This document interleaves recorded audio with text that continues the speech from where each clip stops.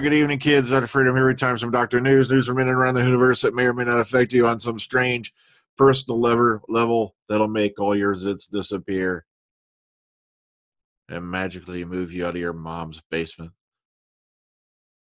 No, actually, that's a stereotype, but oh, I know. I get that one all the time. You know, it's just kind of weird.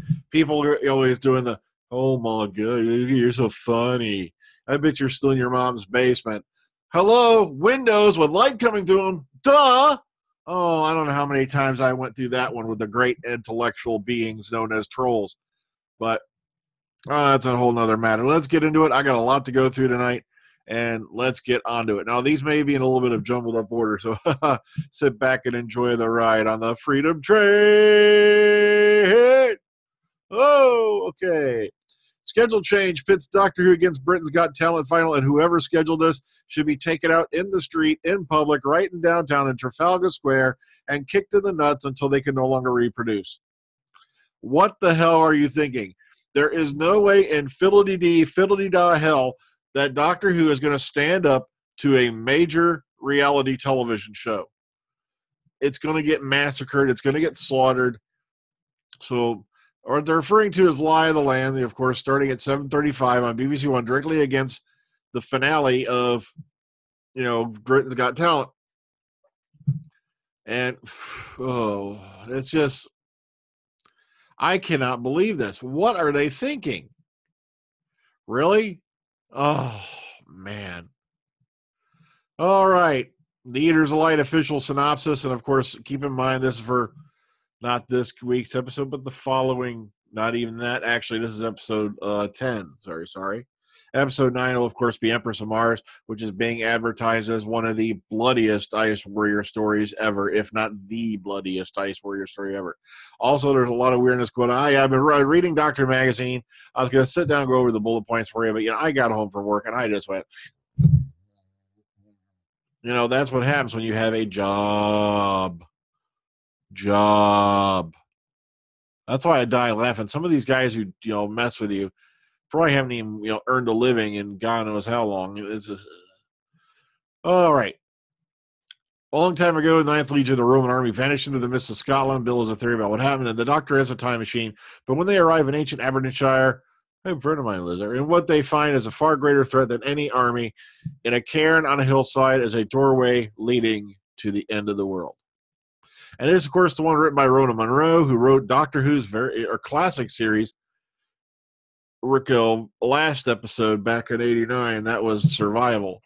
So, back when they let a bunch of bureaucrats screw over Doctor Who, like they're going to try to change it now. Okay, but all right, moving on. It's Missy to the rescue in the latest Doctor Who sneak peeks and pics. Matter of fact, this is a little bit of the thing. Here's the trailer for this week's episode. The next time. And here's Peter and Pearl introduce Lie of the Land, which, by the way, that means, guess what I'm going to do? Let's kill this. I forgot to do this earlier. What's the point? If they're going to do it right here, oy vey. All right, so, sorry, I lost my place there. So all that in one freaking article. You see, the problem is, like I said, there was a few of these I looked over earlier today, and what do you call it? So, boom. All right. And this is what you call basically, showing you Missy's involved in this somehow. Nothing major there. We already knew that. But moving on. It does go into it a little bit. It's a tiny little article over on Blaster. 10 teasers for Lie of the Land. Okay, the Lascaux cave paintings of Da Vinci's Vitruvian Man and Mona Lisa. You should kill us all on sight. Well, that's the friggin' silence. Obviously, I knew the monks would appear, but I wasn't expecting the Dalek Siren or the Weeping Angels. The episode may be Doctor's greatest globe-trotting adventure yet. Blah, blah, goes through the whole list. Bill gets to talk to her mom, and I don't mean a photograph. Guess the questions from the answers. Australia, Shook, obviously. Hint, the pilot and Oxygen. I used to have an imaginary friend, but until he left me for someone else. Found it in the TARDIS. Yeah, it was one of the doors with some old takeaway menus and a 50 Danish kroner. I can't wait to hear fan theories on what Epsilon Fire Jupiter Lily means. It's like that time we discovered the huge fish creature in the Seine and in Paris. All right, moving on. Stephen Moffat on Series 10 finale. It's exciting as Doctor Who has ever been. And this is a nice little thing for him. This is by Cameron McEwen. And if you want to give it a scan through, here we go. when you see these episodes, I think you'll love them because we love them. I love them. Episode 11 is as properly exciting as Doctor Who has ever been, and I suppose it's the beginning of the end. All right, this is mainly Cameron McEwen writing more stuff out of Doctor Who magazine. I can't believe he gets paid to do this. All right, moving on. 10 for the spoiler-free hints. It's just a bunch of sayings. Like I said, one day he's going to come back and save us all. Get down on your knees. After that, we're on our own. Come to think of it, who are you talking to? Hulks, they used to call them. Oh, you could pop down and explain it to them, and they're going to be really confused. I made up a version of her. Yeah, it was in one of the drawers with some takeaway. We just saw that one. Your future is taken care of, and be a good boy for Mummy. So, more interesting phrases coming up for this week's episode. And in case you missed it, Doctor Who magazine is out. And like there were two different covers. The Cyberman one you saw at the top. And, of course, the Empress of Mars. Really interesting stuff going on. And now I'm a little bit halfway through. Apparently, the story is that Missy's eventually going to wind up traveling with the Doctor and Bill and Nardole. And I want to see how that really turns out because that's going to be very damned interesting. You know, especially how it winds up into the Mondasian Cyberman thing. So keep an eye out for that. That apparently, allegedly, she's going to try to redeem herself. Steve Moffat says the Doctor is already lost in this week's episode. We're in completely uncharted territory and what could be a real shakeup for the series. And it happened 6 months into a new totalitarian regime in which the Doctor is cooperating. So, all right. Wow. And lastly, but certainly not least, I had a better article for this. I couldn't find it. One of the original Ice Warriors heads that was been used all the way back in the Troughton era, reused in the Pertwee era. What's left of it has been discovered, and they're trying to do a little restoration and also to keep it around. The problem is this. This is the original, I believe, fiberglass head part. Or is that but the problem is that it was all latex. And I've had a personal experience with I've had personal experience with latex.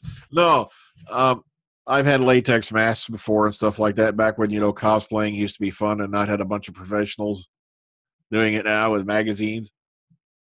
I'm just in a bitter mood, can you tell?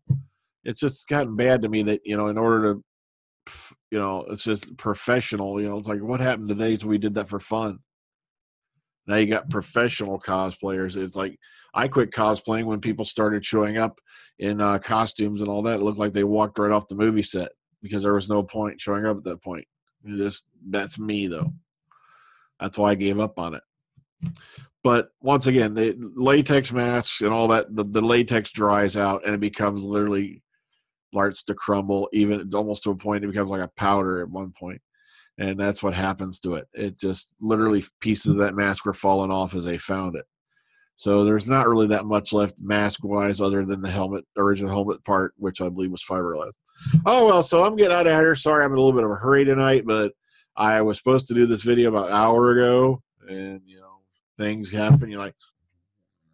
You get older.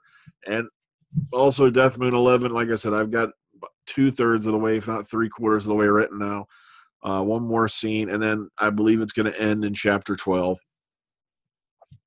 And how that happens, tune in and find out. Of course, it's not going to be a video. It's going to be in the magic of audio. Build it in your own mind. That's the funnest part about audio, is you build the sets. You're the cinematographer. You're the director of the movie in your mind. Oh, I can't use that phrase. It's random audio. Oh, I got to get out of here. Good night, folks. Take care. Ta-ta.